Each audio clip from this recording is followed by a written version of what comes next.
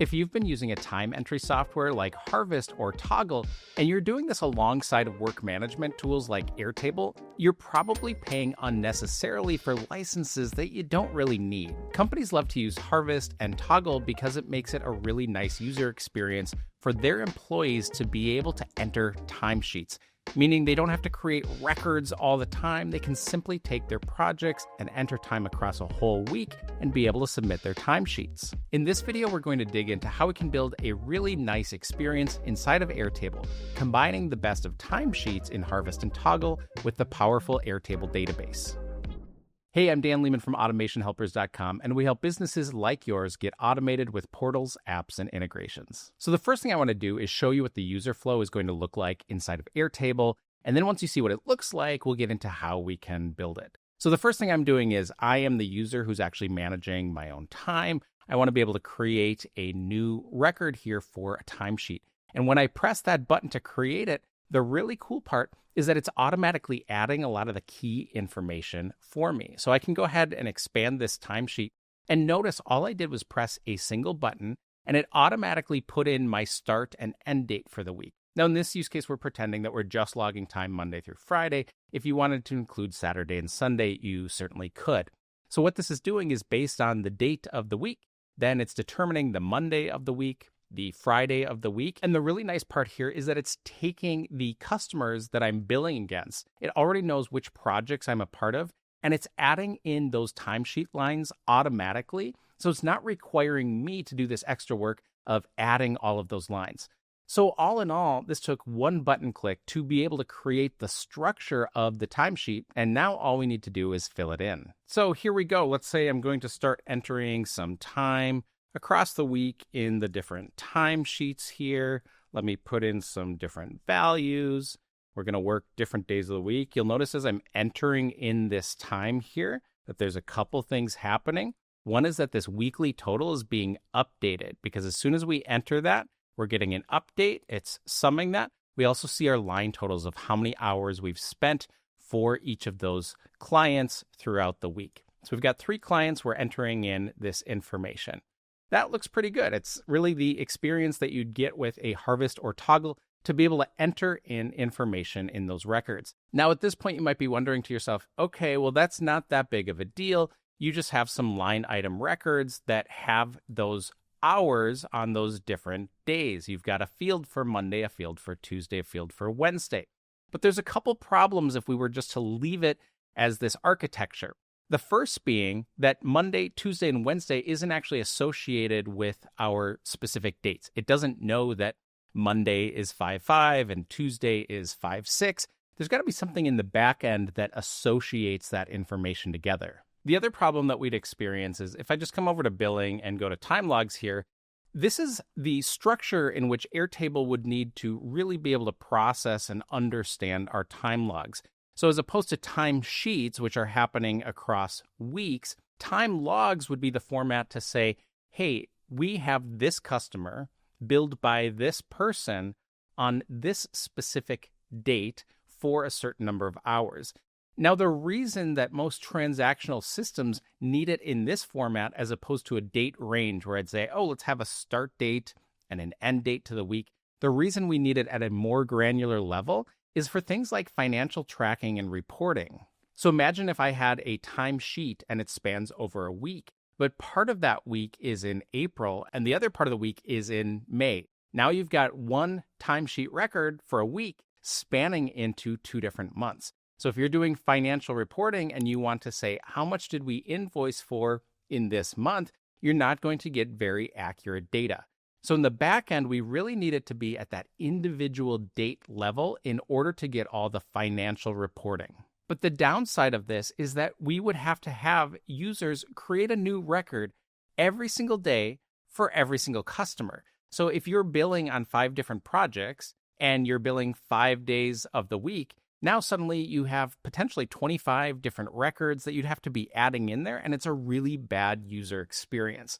So we're going to take the user experience of what we showed before with those timesheets, but we need a way to take those timesheets and translate that information into these more granular time logs. So back in our timesheet, we're now ready to submit our timesheet. And maybe we want this to be an automated approvals process, or we have someone on the team that this goes to. So I have this button to submit my timesheet. I'm going to go ahead and click that. Now, typically, we wouldn't show this button yet because you wouldn't want to approve your own timesheet. But just because I'm the only person using it, I've got this in my demo. Now, what we'd actually have here is we'd have an approvals interface, which would be visible only to the person, the manager, doing those kind of approvals. And they can see, here's the timesheets that now have been submitted that need me to approve it. And we can do all those things like have email automations in the background to send me notifications that, hey, I need to approve this. So now as the manager, I can do the same thing. I can open up this record, I can review it. I could leave comments specifically to that user and say, hey, you've got an issue here with those timesheet lines. Can you go ahead and fix that? So all those things that you'd expect from an approvals process, we can do inside of Airtable. Now, assuming this looks fine, I, as the manager, am going to approve this timesheet.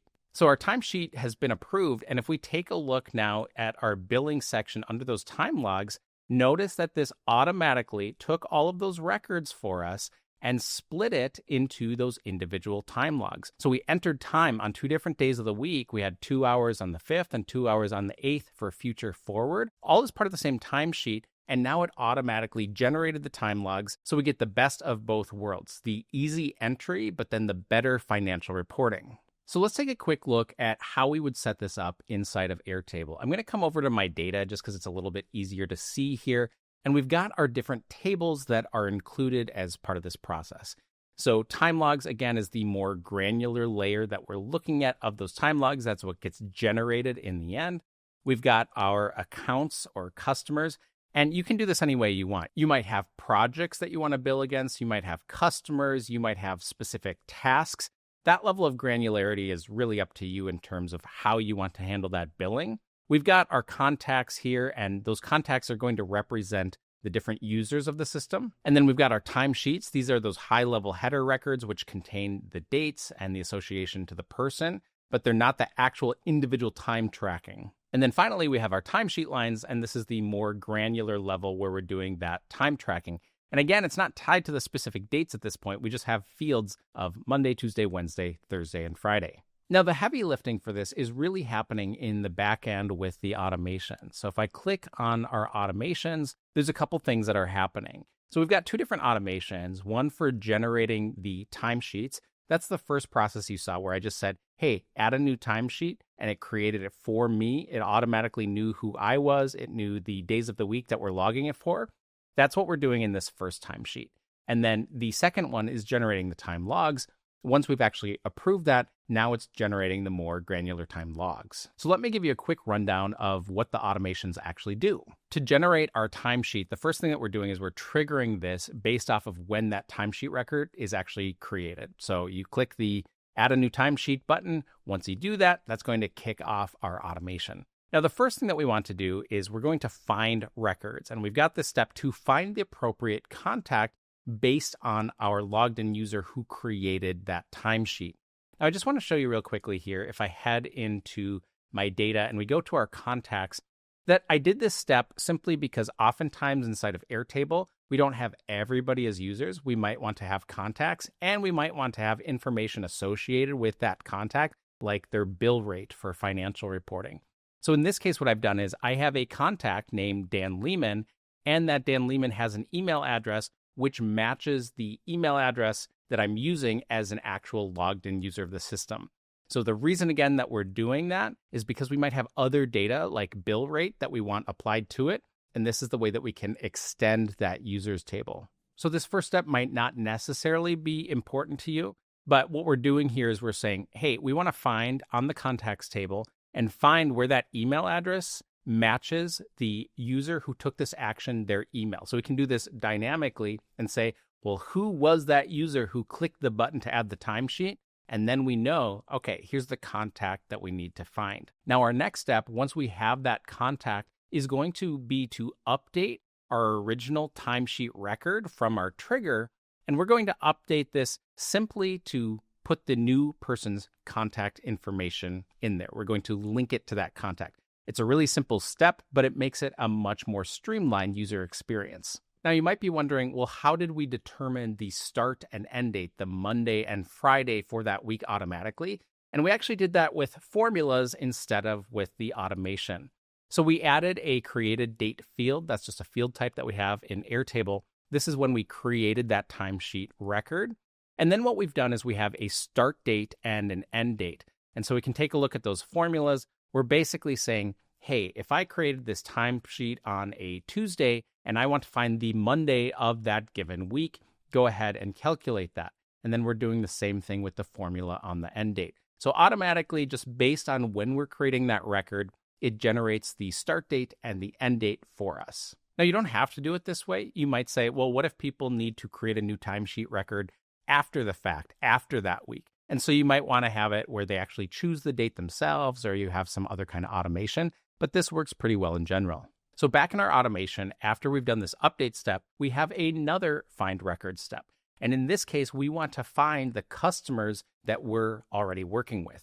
And so what this is doing is we're saying, hey, if we're one of the contacts or the primary contact who's assigned to this customer, now we want to look up and find which customers have that contact included. And this is where your business logic might be a little bit different. You might say, if I'm assigned to this project or if I'm assigned to these tasks, but overall, you're going to have some kind of step to find the right records that you're assigned to so that you don't have to manually add all of your timesheet lines in that record. We can generate it automatically. And then the last thing we need to do is we're going to loop through that list of records, our customers that we found, and we want to create a new timesheet line for each one of those customers. So we've got this iteration that's happening over our input list, that list of records that we have in that previous step.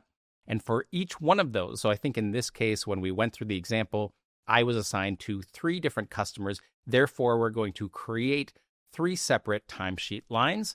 And all we're doing here is we're making sure that this links back to our customer record. So we found those customers. Now we need a timesheet line that links to that customer, as well as we need to make sure that it links back to the parent timesheet. So this Airtable record ID is coming from our initial trigger when that timesheet record is created. So once you activate that automation, that's the one that's firing when we click on this add record.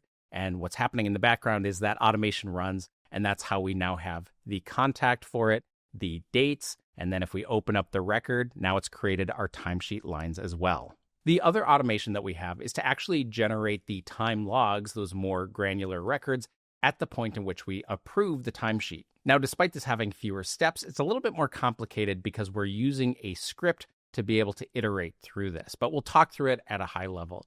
So we have our status here, which is going to be when the status is approved for that timesheet, and that's all we need to really kick off this script that we have. Let me open this up here, this script. The input value that we have here is for our timesheet ID. And again, that's just coming from this initial trigger so that we can say, hey, here's the timesheet. Now let's go ahead and find all the other records that we need based off of it. So we're passing that in. That's our input config. We've got our different tables that we need here. And then overall, if we just kind of talk through the code, this is kind of the interesting part that's happening behind the scenes, is that we have a map to be able to say, hey, remember our date range. Now we have these fields, Monday, Tuesday, Wednesday, Thursday, Friday. How do we understand which date is for each one of those fields? And so this map is aligning that so that the system understands the date for each one. And then basically through the code, what we're doing is, hey, for each one of those dates, let me hop back over into our data for our timesheet lines. Let's go to our interface here. If we open up a record here, we can see those timesheet lines. And so for each of these, what it's doing is it's iterating over this to say, okay, well, we know you have these customers and these days of the week. So if a value is present there and we have a value present here, now we know the dates for these and we know we need to create new time log records with that customer information, with that date.